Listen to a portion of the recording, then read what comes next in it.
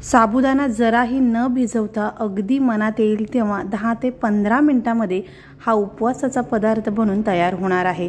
नमस्कार, मी सुवर्णाज रेसिपी मराठीमध्ये तुम्हा सर्वांचं खूप मनापासून स्वागत आहे। तर आज आपण 1 वाटी साबुदाणा आणि 1 उकडलेला बटाटा वापरून उपवासाचा अगदी झटपट असा पदार्थ करणार आहोत।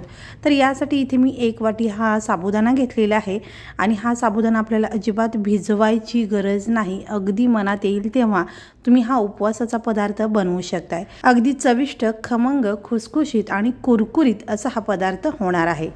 तर इथे मी 1 उकडलेला बटाटा घेतलेला आहे। बटाटा पटकन शिजावा यासाठी बटाट्याचे 2 ते 4 काप करून कुकरला अगदी 1 ते 2 शिट्टी करून घेतला की बटाटा अगदी पटकन शिजतो। या पदार्थासाठी अगदी थोडीशी आपल्याला तयारी करून घ्यायची आहे, तेवढ्यात हा बटाटा शिजून तयार होतो। तर हा साबुदाणा आपल्याला हलकासा भाजून याची पावडर करायची आहे। हा साबुदाणा न भाजता सुद्धा पावडर तुम्ही करू शकताय, पण तो थोडासा रवाळ होऊ शकतो किंवा अगदी बारीक त्याची पावडर होणार नाही। त्यामुळे हा साबुदाणा थोडासा भाजून घ्यायचा आहे। अगदी 2 ते 3 मिनिटच हा साबुदाणा आपल्याला भाजून घ्यायचा आहे। तर सुरुवातीला गॅस थोडासा तुम्ही मोठा ठेवू शकताय आणि कढई तापल्यानंतर गॅस थोडासा कमी करायचा आहे आणि हा साबुदाणा एकसारखा मिक्स करत छान भाजून घ्यायचा आहे। साबुदाणा छान फुलायला लागतो आणि अगदी असा टपोरा दिसतो। तर असं दिसायला लागलं की ओळखायचं साबुदाणा आपला भाजून झालेला आहे। आणि आता इथे तुम्ही बघू शकता अगदी 2 ते 3 मिनिटांमध्ये हा साबुदाणा छान फुलून आलेला आहे आणि अगदी असा टपोरा दिसतोय। तर हा साबुदाणा छान भाजून झालेला आहे आणि आता गॅस मी बंद करते। तर इथे गॅस मी बंद केलेला आहे आणि हा साबुदाणा आता पूर्णपणे थंड करून घ्यायचा आहे। तर कढईमध्येच अशा पद्धतीने मिक्स करत हा साबुदाणा थोडासा थंड करून घेऊ शकताय किंवा एखाद्या ताटामध्ये काढून पसरवून ठेवलात तर अगदी मिनिटभरामध्ये हा साबुदाणा थंड होतो आणि त्यानंतर आपल्याला याची पावडर बनवायची आहे। तर इथे साबुदाणा थंड झाल्यानंतर मिक्सरच्या भांड्यामध्ये काढून घेतलेला आहे आणि हे मिक्सरला फिरवून अगदी बारीक अशी याची पावडर मी बनवून घेतलेली आहे। तर इथे तुम्ही बघू शकता अगदी छान बारीक अशी ही पावडर तयार झालेली आहे। जर तुम्ही बनवलेली ही साबुदाण्याची पावडर अगदी बारीक झाली नसेल तर चाळणीने चाळून घ्या आणि त्यानंतर राहिलेलं जे रवाळ किंवा साबुदाण्याचे जे तुकडे असतील ते पुन्हा मिक्सरला फिरवून घेऊ शकताय। तर ही बनवलेली साबुदाण्याची पावडर ताटामध्ये मी काढून घेतलेली आहे आणि आता याच्यामध्ये आपण काही साहित्य घालणार आहोत। तर सगळ्यात आधी मिरचीचं वाटण आपण यामध्ये घालणार आहोत। तर इथे मी 2 हिरवी मिरची घेतलेली आहे आणि अगदी पाव चमचा जिरे घेतलेले आहेत। हे मिक्सरला आपल्याला फिरवून किंवा अगदी तुम्ही खलबत्त्यामध्ये कुटून यामध्ये घातला तरी चालेल। यासोबतच थोडीशी कोथिंबीर तुम्ही वाटणामध्ये घातला तरी चालू शकतं। तर इथे मी कोथिंबीर बारीक चिरून घालणार आहे आणि मिरचीचं प्रमाण तुमच्या आवडीप्रमाणे कमी जास्त करू शकताय। तर आता हा उकडलेला बटाटा सोलून खिसणीने खिसून यामध्ये घालायचा आहे। तुम्ही हाताने स्मॅश करून सुद्धा हा बटाटा यामध्ये घालू शकताय, पण हाताने स्मॅश केल्यानंतर बटाट्याचे गोळे राहू शकतात।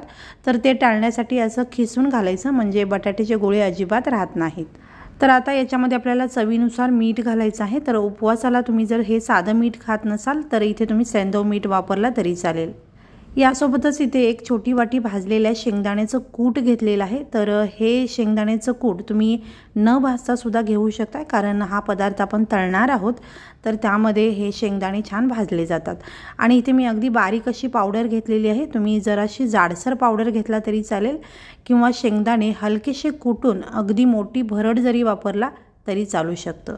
आणि हे शेंगदाण्याचं प्रमाण तुम्ही तुमच्या आवडीप्रमाणे कमी जास्त करू शकता। आता इथे मी बारीक चिरलेली थोडीशी कोथिंबीर घातलेली आहे। तर यामध्ये मी साखर वापरलेली नाही आहे, पण तुम्हाला हवं असेल तर थोडीशी साखर यामध्ये घालू शकताय। तर आता हे सगळं व्यवस्थित मिक्स करून याचा छान असा गोळा आपल्याला मळून घ्यायचा आहे। तर यामध्ये पाण्याचा किंवा तेलाचा अजिबात वापर करायचा नाही आहे। बटाट्याचा जो ओलसरपणा आहे त्याच्यामध्येच हे साबुदाण्याचं पीठ आपल्याला छान मळून घ्यायचं आहे।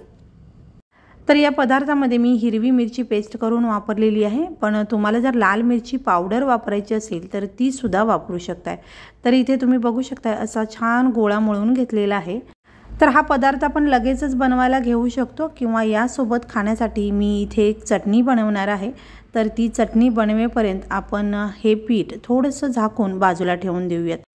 तर इथे मी ओल्या नारळाची ही चटणी बनवत आहे। यासाठी इथे मी 1 वाटीभर ओला नारळ घेतलेला आहे, थोडीशी कोथिंबीर, हिरवी मिरची, मीठ आणि साखर घेतलेला आहे। याच्यासोबत तुम्ही आल्याचा तुकडा वापरू शकताय, थोडंसं जिरं वापरू शकताय किंवा भाजलेले शेंगदाणे सुद्धा तुम्ही यासोबत वापरू शकताय। तर आता हे सगळं साहित्य मिक्सरच्या भांड्यामध्ये काढून गरजेनुसार पाणी टाकून आपल्याला अगदी बारीक असं हे वाटून घ्यायचं आहे। तर इथे हे वाटण मी बनवून घेतलेलं आहे आणि ही ओल्या नारळाची चटणी तयार आहे। तर ही चटणी मी अशीच घेणार आहे, पण तुम्हाला हवं असेल तर तुम्ही याच्यावरती जिऱ्याची थोडीशी फोडणी घातला तरी चालू शकतं। तर ही तयार झालेली चटणी बाजूला ठेवते आणि आता लगेचच आपण उपवासाचा पदार्थ बनवायला घेऊयात। तर पुन्हा एकदा हा गोळा मी हलकासा मळून घेतलेला आहे आणि आता याचे आपण छोटे छोटे गोळे बनवणार आहोत। तर हे गोळे तुम्ही तुमच्या आवडीप्रमाणे लहान मोठे कसेही करू शकता। तर इथे मी छोट्या आकाराचे असे लांबट हे गोळे बनवून घेते। अगदी गोल पेड्यांसारखे किंवा चपटे सुद्धा तुम्ही याचे गोळे बनवून घेऊ शकता। कसेही केलात तरी हा पदार्थ अगदी कुरकुरीत असा होणार आहे। तर इथे मी बटाट्याचे जे नगेट्स असतात त्या पद्धतीचे हे गोळे बनवून घेते। यापेक्षा थोडेसे मोठे म्हणजे कटलेटसारखे तुम्ही गोळे बनवून घेतला तरी चालेल। या मिश्रणाचा अगदी सॉफ्ट असा गोळा झालेला आहे, त्यामुळे याचे गोळे अगदी सहज वळता येतात आणि इथे तुम्ही बघू शकता अगदी सुंदर असे हे गोळे तयार झालेले आहेत। आणि आता हे आपण तळून घेऊयात। तळण्यासाठी तेल गरम करायला ठेवलेलं आहे। तेल व्यवस्थित तापवायचं आहे आणि गॅस सुरुवातीला मोठाच ठेवायचा आहे। मोठ्या गॅसवरतीच आपल्याला हे गोळे तळून घ्यायचे आहेत आणि अगदी शेवटी थोडासा गॅस कमी करून याला रंग येईपर्यंत वाट बघायची आहे। हे गोळे जर तुम्ही अगदी बारीक गॅसवरती तळलात तर हे अगदी तेलकट होतात, जास्त तेल पिऊ शकतात आणि मग हा पदार्थ नंतर मऊ पडू शकतो। तर हे टाळण्यासाठी आपल्याला मोठ्या गॅसवरतीच हा पदार्थ छान कुरकुरीत होईपर्यंत तळून घ्यायचा आहे।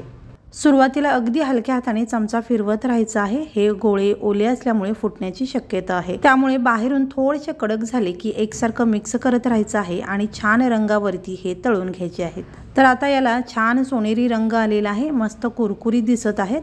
तर आता गॅस थोडासा आपल्याला कमी करायचा आहे। तर इथपर्यंत आपल्याला गॅस मोठा ठेवायचा आहे आणि अशा रंगावर आल्यानंतर मग आपल्याला गॅस थोडासा कमी करायचा आहे आणि आपल्याला जसा रंग याचा हवा आहे त्या रंगावरती बारीक गॅसवरतीच तळून घ्यायचा आहे। तर बारीक गॅसवरती अगदी 1 मिनिटभर हे तेलामध्ये मी तळून घेतलेले आहेत आणि इथे तुम्ही बघू शकताय अगदी सुंदर असा याचा रंग आलेला आहे आणि अगदी कुरकुरीत असे हे आपले वडे तयार झालेले आहेत। तर आता हे काढून घेते।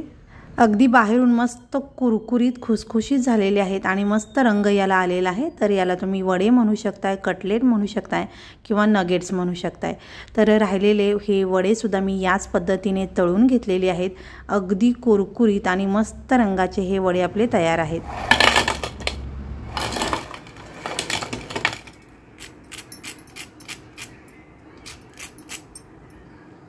याच्या आवाजावरून तुमच्या लक्षात आलं असेल अगदी कुरकुरीत असा हा आपला पदार्थ तयार झालेला आहे आणि तुम्ही बघू शकताय अजिबात तेलकट झालेला नाही आहे आणि बाहेरून अगदी कुरकुरीत आणि आतून अगदी सॉफ्ट असा हा आपला उपवासाचा पदार्थ अगदी झटपट तयार झालेला आहे।